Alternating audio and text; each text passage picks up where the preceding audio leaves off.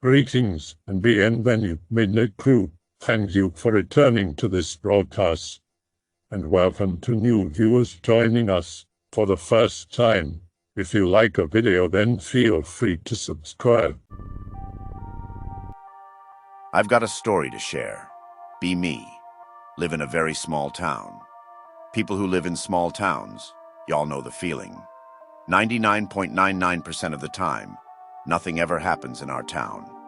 But when something happens 0.01% of the time, it shakes everybody up to the core. Anyways, there is this sealed factory just outside our town. Nobody knows why it was shut down and sealed off. I've checked the news, but found absolutely nothing. Summertime, have a few cousins of mine come over to spend time with me. One of my cousins asked me about that factory. Tell him that it is sealed off. He starts asking all sorts of stupid questions, and I try to answer my best. Somewhere in the middle of all that, we came to the conclusion that something horrible happened inside that factory. That is why it's sealed off. Another cousin says we should go and investigate. Brilliant idea, mate. MP3.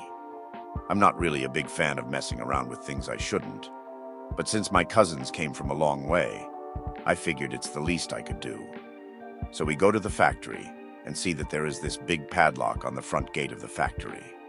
No way we were going to break it or lockpick it. Circle around the compound hoping we would find another way in. During that process, I spot a camera peeking out from the inside of the compound. Automatically assume that cameras don't work because the factory is sealed shut. Duh. Wrong. Wav. My cousin finds a way inside from the backside of the factory. We all go inside the compound, make our way up to the front of the factory so that we can enter inside. The entry door was locked from the inside. Make another circle trip around the factory to find an entrance. Find a door, but it was locked. It had a window beside it, and figured we could break it to enter inside. Bad idea. JPG. We all entered the factory and saw that there were a lot of things left inside. Things like furniture, machines, computers, files, etc. It looked like they vacated the factory in a hurry and never bothered to come back to collect their stuff. We slowly made our way up to the third floor. There was a buzzing sound coming from one of the rooms on the third floor. That room was the server room. The servers were still on. So was the computer on the desk. We turn on the monitor. Live recording of cameras of the factory. Oh shit. PNG. Wreck the server and run like hell. A few months go by. A guy comes into my town and starts asking about the break-in at the factory. I ran into him at the local supermarket. He asks me if I know anything about the break-in. Say no. Guy gives me a creepy smile and walks away. He knows .mp3. Another few months goes by.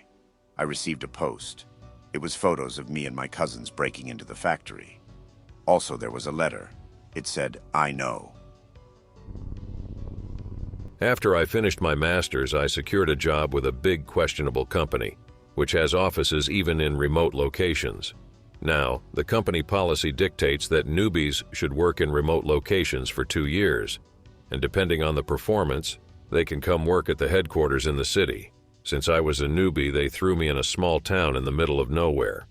The nearest town was 2 hours away, so it really sucked. The first 3 months in the office were all right. It was me and 4 other dumb employees. All of us were newbies. One fine day, we had a local guy come into the office. I was chatting with him, and suddenly we heard a loud shriek coming from the mountains located at the back of the town. I freaked out because WTF. The guy started to mumble, saying, "Oh no, it has begun," and just ran away midway.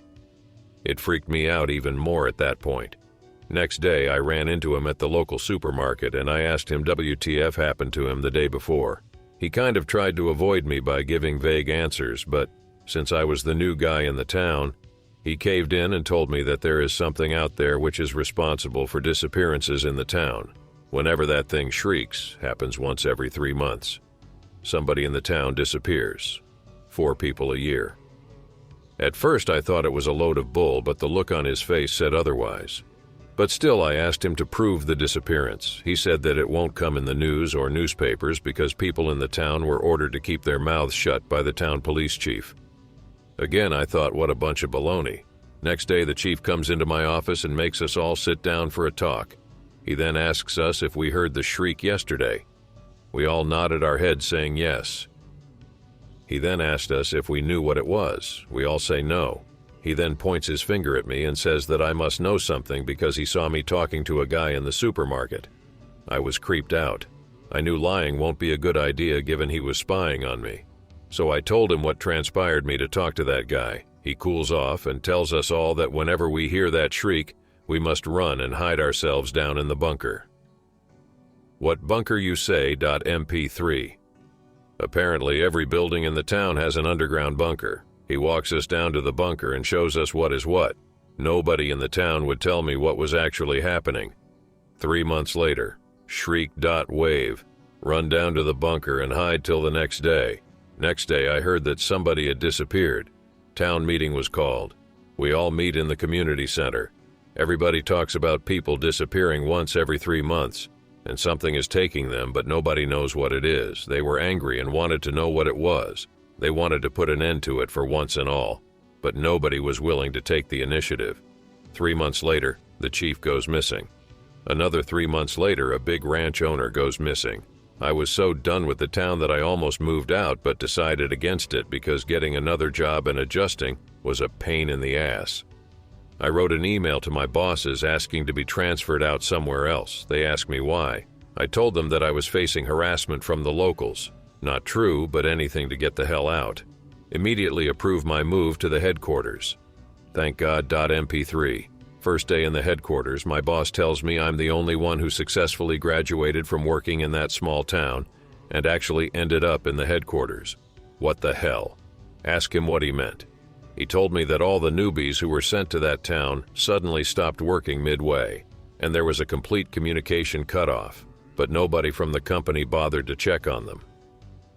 What the actual hell? X figured they either disappeared or just ran away from the town. Wanted to tell my boss what happened back there, but felt I would be laughed at. Decided to get proof and then talk to my boss. So I bribed a guy in the office to give me a list of employees who were stationed in that town. Go back to that town and meet with the chief's wife. Ask her if she knows who all disappeared so far since she's the oldest resident of that town. She told me that the chief used to maintain a copy of names of people who disappeared so far. She fetched me that list. Most of the people on that list were my colleagues. Apparently, the old chief didn't tell my colleagues about the bunker in order to save the town people from being disappeared. So every time there was a shriek, only my colleagues used to go missing and nobody else.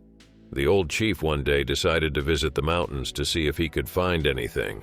This was shortly after a disappearance. He didn't find anything out of the ordinary. Shriek. Flack. The old chief hid in his bunker but still disappeared. He was the only person who disappeared from his own bunker. The new chief was a good guy, but sad that he too disappeared during my time there. Hi/X/. I came here to tell you my weird story. Never have I ever told its entirety to anyone. Not even my family, so here we go. Also, I'm not from an English-speaking country, so excuse my grammar. Be me a couple of years ago. Be 12 years old. Summer vacation.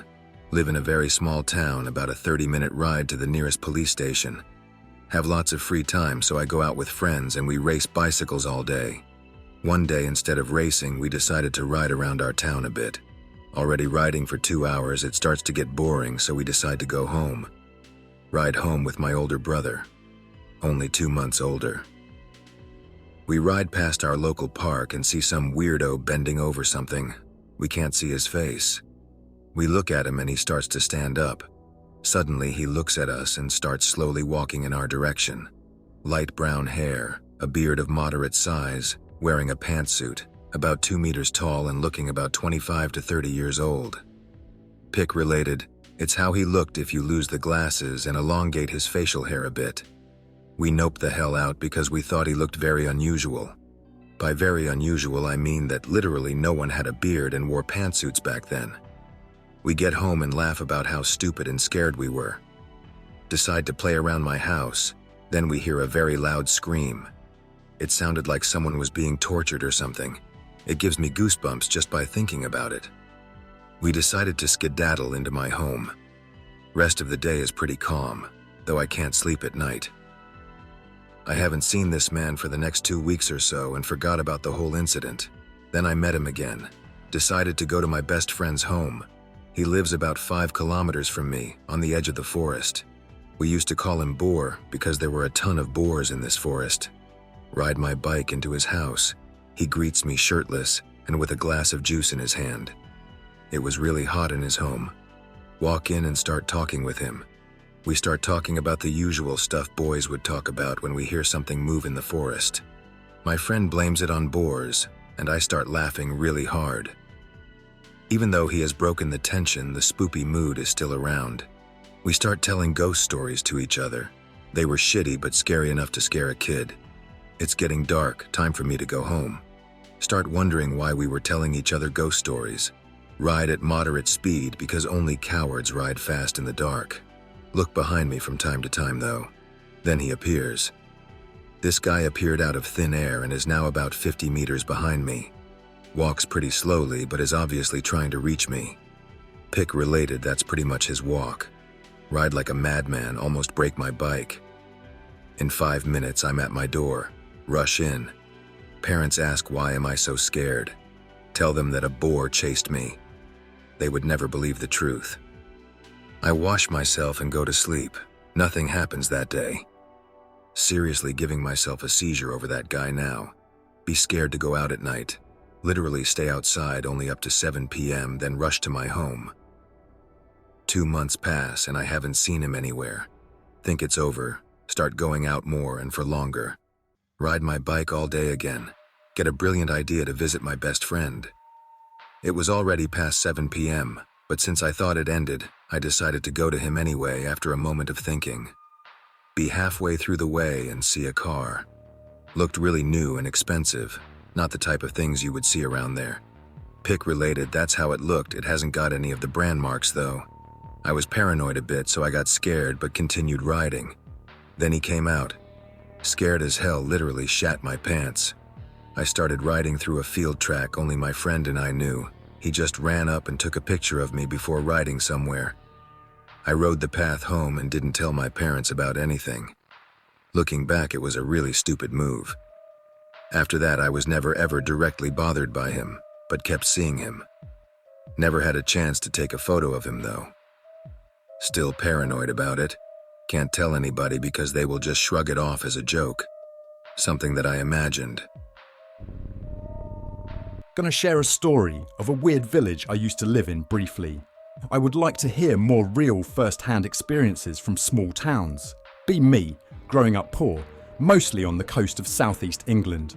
Moved to this village in a harbour and delta area. Typically regarded as a posh area, most people know it for the old village down the end of the peninsula. We live around an area full of broken terraces where the peninsula connects to the mainland. Bro, Kay and I often walk down along the peninsula along the shoreline. Really nice mudflats at low tide and little inlets and stuff. I generally don't go to old villages much. Being poor, we don't like being around the posh much. But ever since we moved in, Kay has had a complete total aversion to interacting with locals there. I assume Kay has just drawn a line in the sand. Finally, with dealing with the posh, he always resented them, but he insists they're self-aware about this increased aversion but have no idea why. Just feels totally like they shouldn't or can't interact with a stiff upper lip or a BBC News reporter accent specifically in this village.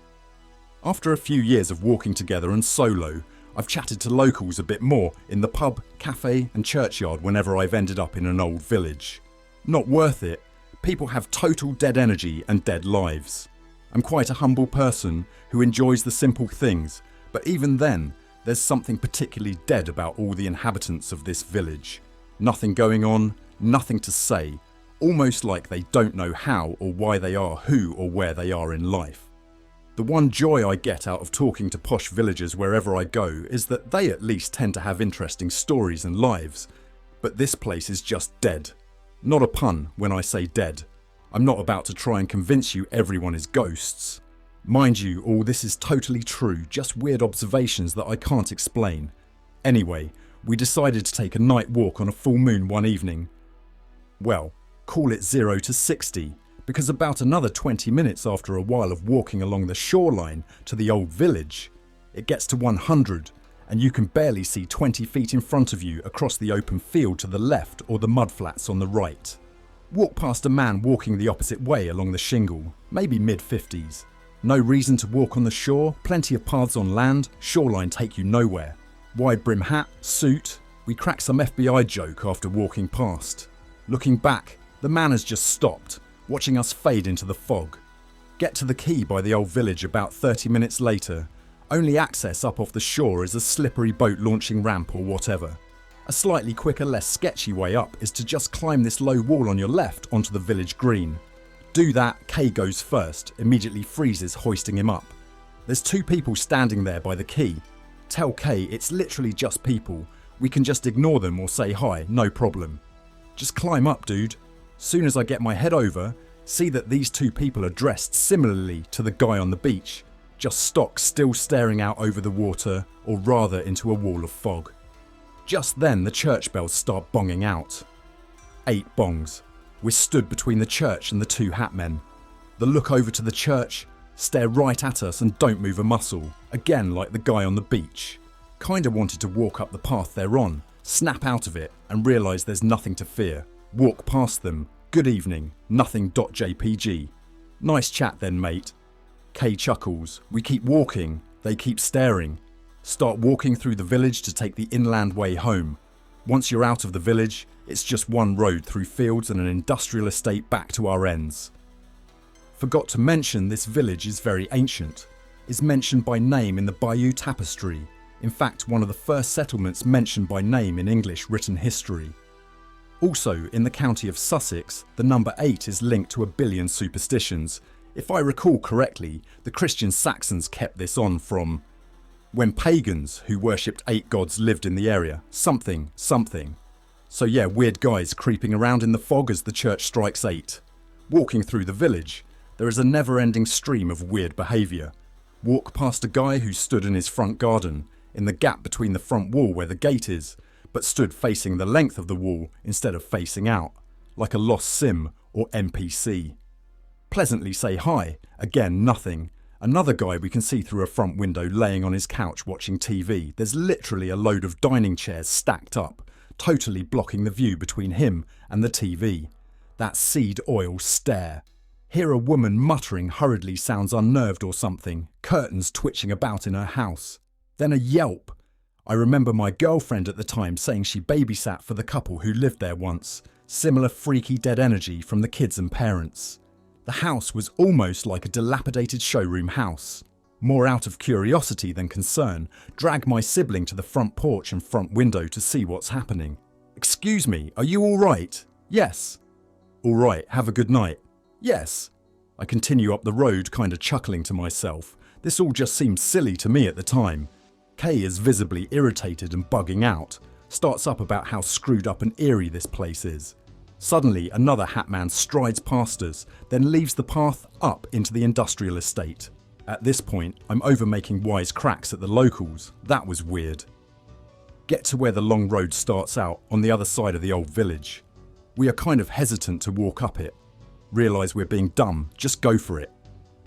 There were no cars around all evening, which is quite typical here. As soon as we start up the long road, 3 black sedans drive past slowly, coming out of the old village. The fog is still thick, fair enough. Still creepy having them drive past slowly. Cannot see in the windows. There's one bench along this road, and we haven't stopped or walking, so we decide to stop for a moment. Kay's nerves have seemed to calm since I confidently led the way up the long road. However, the 3 cars coupled with all the dudes in wide brim hats have got me bugging now. I can't shake this feeling. I'm constantly looking around us, over the field ahead, up and down the road, into the trees behind us.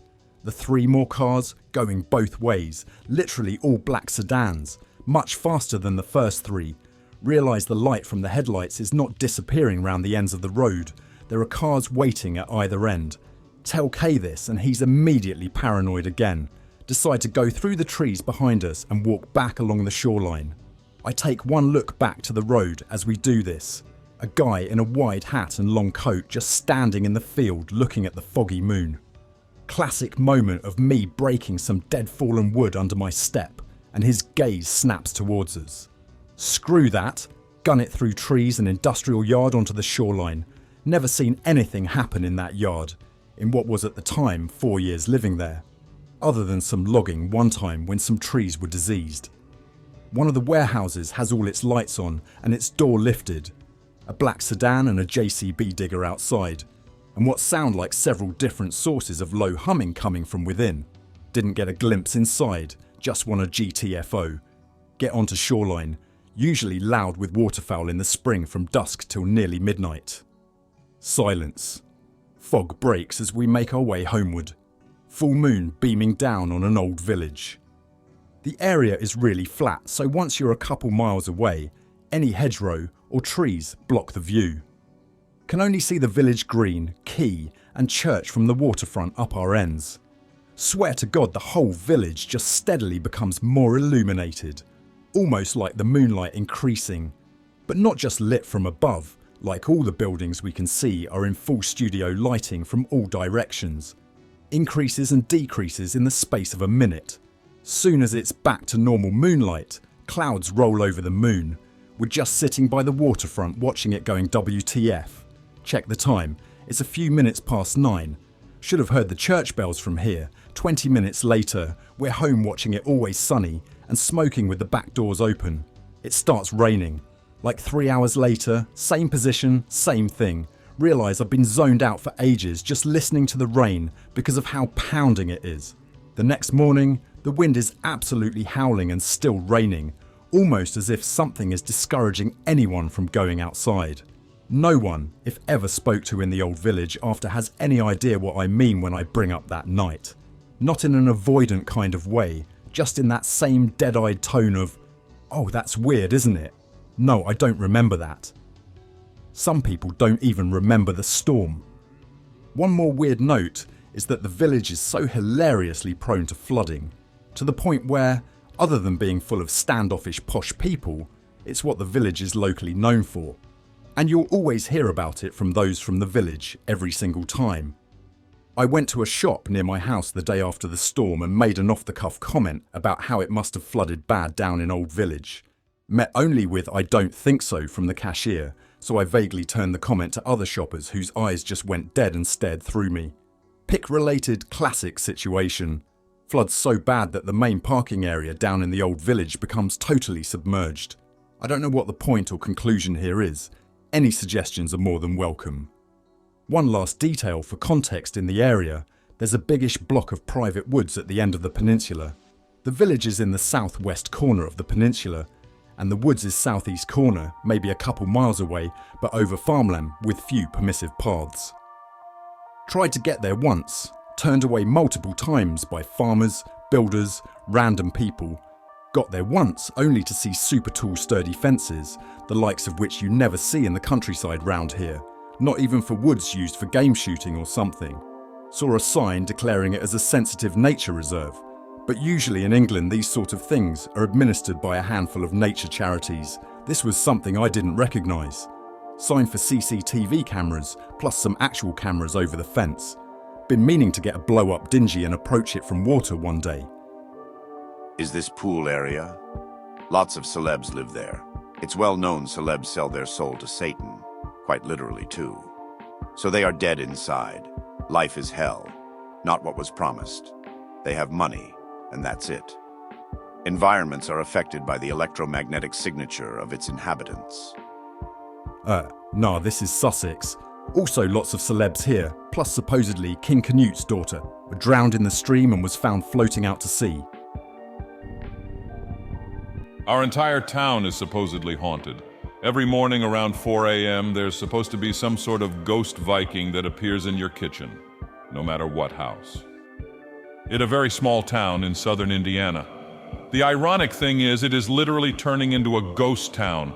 Businesses leaving, homeowners moving. We don't even do anything with the empty buildings. You can go into the abandoned Walmart. The entire strip mall in that area is dead, save for the Chinese restaurant. I was actually driving with my little cousin on Halloween one night. She wanted scary stories about the town, so I took her to one of the 3 cemeteries. It was really run down. The only fencing it had was a long chain attached to a series of poles. Easily can step over it. So we got out of the car and I noticed a car had pulled to the side of the road a little ways down from where we were. We noticed it was weird and decided to get back to the car. It would edge towards us the closer it got to the car. By the time we got in, I was getting the hell out of there. The instant we pulled out, the car pulled back to the road and began following us. A chase of sorts happened for a while until I tricked it by turning halfway towards the abandoned country road, where it was herding us, and suddenly making a sharp turn towards the main road. It braked hard trying to turn around, but ultimately it blasted down the road it chose and gave up. I hope that you enjoyed tonight's broadcast. If you enjoyed tonight's story, then please subscribe to the channel, as more green texts will appear daily. A new broadcast will appear when the clock strikes midnight Central Time.